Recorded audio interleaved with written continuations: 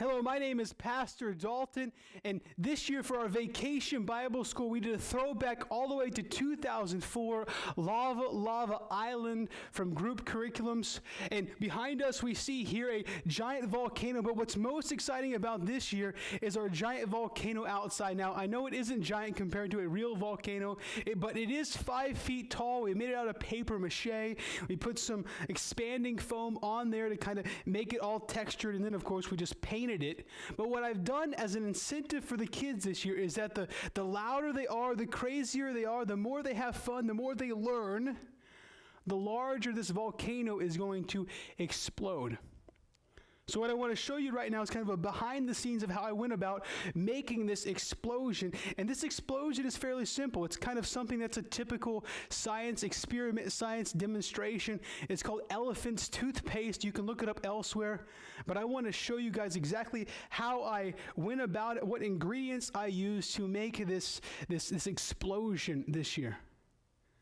Well, before we start, I simply want to introduce you to the elements that we're going to kind of add together to create this elephant toothpaste of an explosion. The first and kind of main base of this reaction is hydrogen peroxide. Hydrogen peroxide is basically water added with another oxygen molecule, and what we're going to be doing is releasing that extra oxygen molecule and creating bubbles with it by trapping it in dish soap. So this here is a 35% hydrogen peroxide. It's pretty corrosive, something you don't want to really get on your skin, and it's something you can't really find kind of just over the counter at Walmart. They have 3%.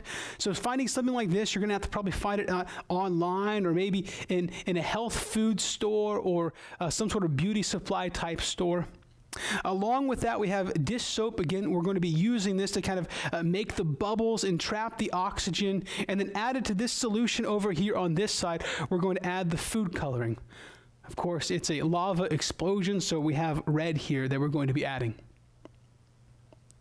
On this side, we have our catalyst that's going to release the oxygen from the hydrogen peroxide, and this is potassium iodide crystals. So this is a crystal form of potassium iodide, and we're going to be mixing this into water, a couple ounces, to make this saturated solution. So what I want to go ahead and do is kind of show you mixing them all up, and then we'll go ahead and be able to show you what the actual demonstration finally looked like. So why don't we go ahead and focus on kind of the base of the whole experiment, the hydrogen peroxide solution. It's fairly simple. Again, I have 35% hydrogen peroxide here. This is a 16-ounce container, and what we're going to do is we're simply going to open up the hydrogen peroxide. There'll be a little cap here to seal in the freshness. And we're going to be pouring this hydrogen peroxide into our container that's going to go about facilitating the reaction. Now, what I have here is a container that is simply a water bottle that kind of funnels at the top. And what that will do is that will actually direct the explosion higher up in the air. When we practiced this earlier, I had a kind of a larger mouth on a bottle, and it simply didn't get as high as I would like to. So basically what I'm going to do is I'm going to pour this into this one, and with this narrower focus up here, it should be able to get a little more height. So I'm going to go ahead and pour just a little bit, most of it in there, most of that 16 ounces, and kind of just a squirt. I didn't really measure out terribly much, maybe a couple tablespoons of this dish soap, again, to entrap in the bubbles. And then I'm going to go ahead and open up this dye. And we're going to pour this one right in there as well.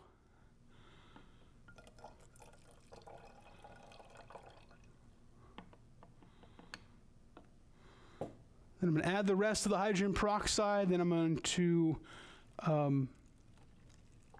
put that cap back on there and shake it up a bit. Make sure it's all mixed around.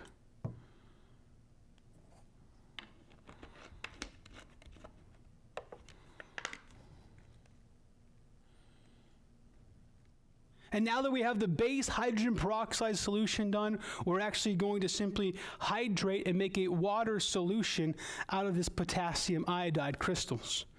Pretty simple. Basically what I've done is I've done a 5-to-1 ratio of liquid over here in our base to liquid in this potassium iodide solution. So what I have here in this cup is about 3 to 4 ounces of water. Simple tap water is what I use. So I'm going to go ahead and pour some water in here. Basically what we're going to do is we're going to pour in these crystals, mixing them up, and dissolve the whole bottle. I use the whole bottle. Dissolve the whole bottle into the water solution. So basically what I've done now is I've mixed up a potassium iodide into water, creating this saturated solution, and I've poured that into this plastic bottle. The plastic bottle is simply to help me facilitate the demonstration as fast as possible. And to actually do the demonstration, we're simply going to pour the catalyst of the potassium iodide directly into the base of hydrogen peroxide. Now this demonstration is very fast and very rapid, so you're going to want to pour as fast as you can, and also watch out for the explosion coming up. So stand back, and as the bubbles come out, try not to interact with the bubbles too much, because it is kind of made of this kind of corrosive hydrogen peroxide. So try to keep yourself out of it, keep the kids out of it. But are you ready for a blast? Let's do this.